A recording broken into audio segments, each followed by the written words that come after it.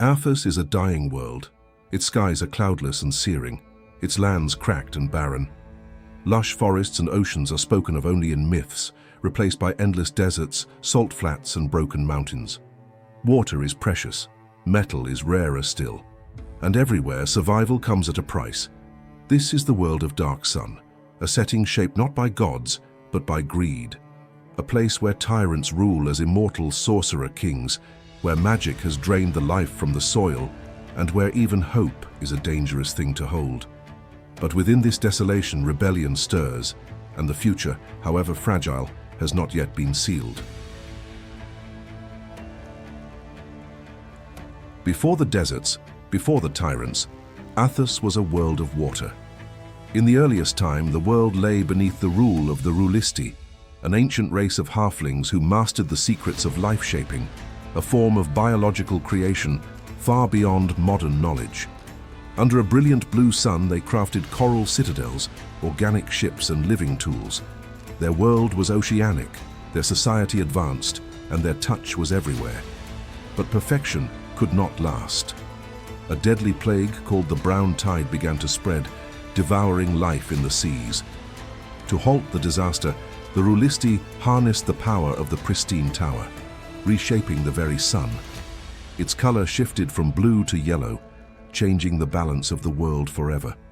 The oceans receded, land emerged, the Blue Age ended. In the new Green Age, the land bloomed. Forests spread across continents, the sun warmed fields and rivers, and new races rose to claim the world. Magic was unknown. Psionics guided civilization, and the people of Athas lived without gods, kings, or war. It was a golden time, peaceful, vast, and full of possibility. Then came Rajat. He was the first to unlock arcane magic, a force that drew power not from thought, but from life itself. As he experimented, plants withered and the earth cracked. He sought to return Athas to the purity of the Blue Age, and to do so, he declared war on the corrupted races. From among the strongest mortals, he created the champions, warriors empowered by his defiling magic, each sworn to annihilate an entire people. The war of cleansing followed. Races fell to extinction. Forests burned, seas dried, the land began to die. But the champions turned on their master. They betrayed Rajat, sealed him away, and claimed his power. In doing so, they became the sorcerer-kings, immortal tyrants who carved the world into brutal city-states. The Green Age withered. Magic had scarred the land beyond recognition. The gods never came. The world that remained was Athas as it is now, sun-blasted, cruel, and choking on the ashes of its past. Across the sun-scorched lands of Athas, 7 city-states endure like the teeth of a shattered crown, each one a bastion of cruel order amid the chaos of the wastes. Their walls are ancient, their thrones are eternal, and at the heart of each, a sorcerer king or queen sits in judgment, cloaked in magic and fear. These are not cities of peace or justice, they are kingdoms of dust and blood. Tyr was once the strongest among them, ruled by the mad tyrant Kalak, who drained his people to build a ziggurat intended to fuel his transformation into a dragon. But his ambition was his undoing. A rebellion led by gladiators and outcasts ended his reign, and now Tyr stands alone, a free city without a king. It is unstable, divided, but burning with new hope. Here the chains have been broken, but only just. In the east lies Nibenay, the city of scrolls and shadows, ruled by the sorcerer king, also named Nibenay, a reclusive, brooding figure known as the Shadow King. His city is choked with bureaucracy and forbidden knowledge, and his Templars are all women, his wives in title if not affection. In silent halls and hidden chambers, ancient secrets stir. Raam festers in chaos. Its queen, Abalach-Re, the so-called Grand Vizier of the elements, governs in name only. She claims divine insight, but her city is a storm of cults, gangs, and riots. Her Templars cannot control the streets, and her grasp on power slips day by day. Raam teeters on the edge of collapse, devoured from within. In the jungle-bound city of Gulg Lalali-Pui, the Oba, the forest goddess, rules as both queen and deity. Her people worship her, fear her, and feed her with blood. Gulg is a place of superstition and ritual, where the jungle listens and the trees have eyes. To defy the Oba is to vanish into the forest and never return. Far across the tablelands, the twin towers of Draj pierce the sky. Its ruler, Tektuktitle, calls himself the father of life and master of the two moons, demanding sacrifice from his people in exchange for protection. The city is a machine of death, its arenas always soaked, its pyramids forever red. To the south, the coastal city of Balak stands under the command of Andropenis, the dictator eternal. Unlike his peers, he masks tyranny behind law and order. His Templars act as bureaucrats, his rule is dressed in civility, but the Iron Hand is no less firm. Balak thrives on trade and illusion, always watching, always calculating. And then there is Urik, the city of gold and war, ruled by Hamanu, the lion of the desert. Clad in obsidian armor, his Templars march in perfect order, his laws are cruel but clear, and his presence hangs over the city like a sword. Urik is efficient, merciless, loyal, and ready to march. Each of these cities is a world unto itself, a reflection of the king who rules it. Together, they form the fractured heart of Athas, bound not by unity, but by shared oppression. Their people whisper of rebellion, dream of freedom, or simply endure. But for now, the thrones remain occupied and the blood still flows. Athas has no place for the soft or the idle. Its people are shaped by fire, by thirst, and by the constant threat of death. In this world, race is not just heritage, it is struggle written into the bone. The familiar forms of elves and dwarves remain, but they have twisted into something leaner, harder, and stranger. And among them walk races found nowhere else, born of psionics, elemental bloodlines, or long-forgotten experiments. Humans are the most numerous and adaptable, scattered across every city-state and village. They are farmers clinging to dust, slaves beneath the lash, merchants, rebels, tyrants, and Templars. In a world that changes too quickly, they survive by changing with it. No two human cultures are the same. Some follow the edicts of the kings, others worship strange forces, and many follow nothing but their will to endure. Elves are wanderers and thieves, runners of deserts and smugglers of secrets. They live in tight-knit tribes and traveling merchant clans, never staying in one place for long. Their long limbs and tireless legs make them unmatched sprinters, and they rely on speed, cunning, and reputation. But elven loyalty is rare, and their friendships often come at a price.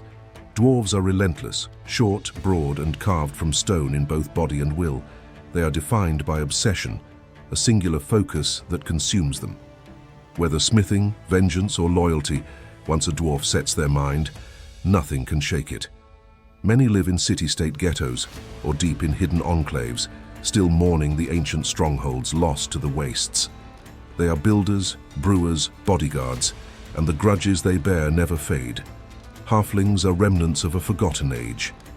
In the dense jungles of the ringing mountains, they live as fierce tribal hunters, deeply tied to nature and the spirits of the land.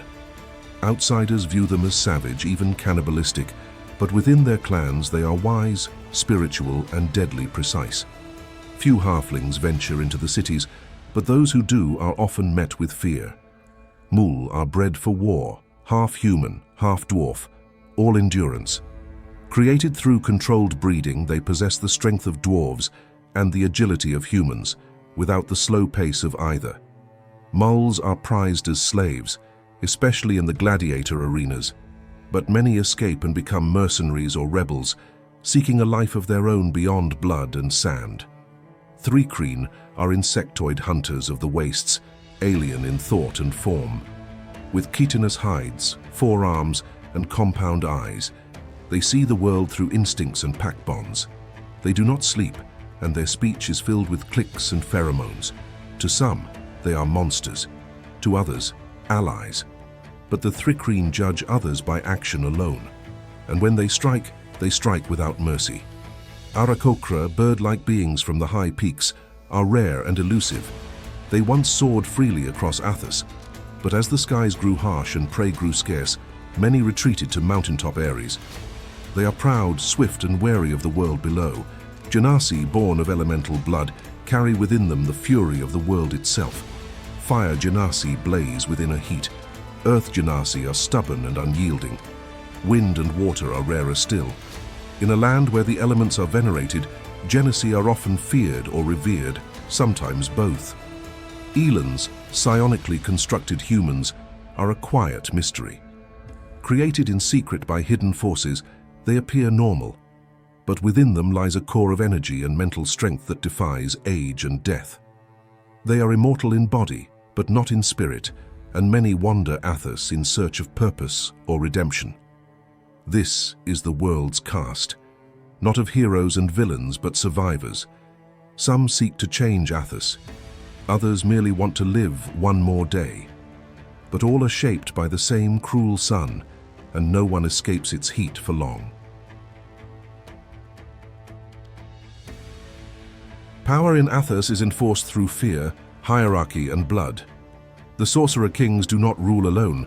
They rely on loyal servants, brutal systems, and ancient institutions to keep their city-states intact. The Templars are the enforcers of this rule. Each one draws their magic directly from their sorcerer-king or queen, a gift of divine-like power granted by pact. They serve as guards, judges, tax collectors, and inquisitors. Their authority is absolute within city walls. In some cities, Templars form massive bureaucracies. In others, they are brutal militias. Most rise through loyalty or cruelty, not merit. The foundation beneath it all is slavery. Almost every task in the city-states is performed by slaves. Laborers, scribes, artisans, and gladiators. Slaves come from conquered tribes, criminals, debtors, or those simply unfortunate enough to be caught. There is no legal protection, no appeal. Most die unknown, their bones buried in dust. Some dream of escape, fewer act on it, fewer still survive. Gladiators live and die for spectacle. In arenas carved of stone or raised in blood-stained sand, they fight for the amusement of kings and crowds. Many are slaves trained from birth or broken into service. Others fight for coin or glory. Champions become celebrities. Corpses are forgotten. While the city-states enforce tyranny, merchant houses move between them. These independent powers operate caravans, control rare goods, and manage vast networks of informants and guards. They play politics, switch allegiances, and value profit above all. Each house has its own customs and rivalries. They are not loyal, only useful. The Veiled Alliance works in secret to preserve arcane knowledge and oppose the defiling sorcery that has ruined Athas. Made up of preserving wizards, they hide behind false identities, meet in coded rituals, and sabotage defiler operations. If discovered, their fate is public execution. They act slowly and carefully, knowing a single mistake could wipe them out. In the shadows, psionic cabals hoard mental power. Some teach, others dominate, all value discipline of the mind. Their members serve as spies, enforcers, and scholars. Their goals vary. Some protect cities, others undermine them, but none trust easily, and most operate in secrecy. Slave resistance networks stretch across the city underbellies. These are informal chains of communication, escape routes, and safe houses. Most cells operate alone to avoid detection. Messages are passed through whispers, codes in pottery, or marks on stone. Their victories are rare but never forgotten. Druid circles dwell in the wilds, guarding springs, oases, and sacred groves. These nature priests revere the earth, sky, and flame, not gods. They often work alone or in pairs, opposing defilers, protecting beasts, and watching the slow death of the world with silent fury. Elven tribes roam the deserts and badlands. Traders, thieves, runners, they live by speed and cunning. Their loyalty is to the tribe, not the law. Elves are known to carry news, contraband, and weapons between cities. Some are honorable, some are opportunists, all are survivors. In the forgotten corners of cities, underground cults gather. Some revere dead gods, others worship dragons, elements, or madness itself. Their rituals are dangerous and their influence hidden. They promise power to the desperate and retribution to the wronged. Their names are not spoken aloud. Power in Athas is not centralized. It is fought for constantly, through chains, blades, gold, and whispers. No ruler is ever truly safe, and no subject ever truly free. For thousands of years, the sorcerer-kings ruled unchallenged. Their Templars enforced order, their magic warped the land, and their slaves suffered in silence. But in the heart of the Tyr region, change began. Not through politics or prophecy, but through revolt. The city-state of Tyr became the flashpoint. Its ruler, Cailleach, prepared a massive ziggurat, pouring years of labor and countless lives into its construction. He intended to complete a transformation, to ascend beyond even his current power. But his ambition was his undoing. A rebellion rose within the city, led not by armies, but by unlikely allies. Rikus, a gladiator, fought not just for freedom, but for revenge. Sidira, a defiler turned preserver, mastered arcane magic without destroying life. Agis of Asticles, a noble and powerful scion, lent his mind and wealth to the cause. Together, they struck at Cailleach before his metamorphosis could finish. With help from Tyr's people, they killed the sorcerer-king, something once thought impossible. Cailleach's death shattered the illusion of invincibility. Tyr declared slavery abolished and installed a council of free citizens to lead the city. This moment echoed across Athas. The age of silent suffering was over. Some cities tightened their grip. Others watched warily. But rebellion had already taken root. Their struggle continued beyond Tyr. The same heroes faced enemies that defied belief. The Dragon of Tyr, the return of Rajat, the first sorcerer, and secrets buried since the Blue Age. Over time, their victories reshaped the world. Rajat, once sealed by his champions, threatened to rise again. The dragon Boris fell. The balance of power shifted. The events of this age, chronicled in the Prism Pentad, are not myths. They are recent, raw, and still unfolding. Tyr remains free, but not peaceful. Other city-states have not followed its lead. Sorcerer-kings still rule, Templars still kill, and slaves still suffer. But now, there is a crack in the system. Athas changed when Cailleach fell. The world learned that even a god-king can bleed, and with that hope, fragile, dangerous, but real, took root in the dust. Athas remains a world on the edge. The tyrants still rule from dust-choked thrones. The deserts still stretch, sunburnt and broken. Magic still scars the land, and psionic echoes whisper beneath the rock. Yet something has changed. A dragon has fallen. A rebellion has begun. And for the first time in memory, the people of Athas look toward the horizon, not just in fear, but in hope. If you've enjoyed this journey through the savage world of Athas, be sure to like, subscribe, and join us for the next setting as we travel beyond the deserts of Dark Sun. Far across the void, where the stars shine down on lands untouched by defilers and dragons, another continent rises, a place of ancient scrolls and sacred steel, where honor binds the sword and spirits drift through mist-cloaked mountains. There, in lands ruled by dynasties and defended by monks, ninja, and mystics, destiny is measured not by birthright, but by the strength of one's ki and the clarity of the soul. It is a world of divine emperors, secret assassins, celestial dragons, and the balance between heaven and earth. This is Karatur,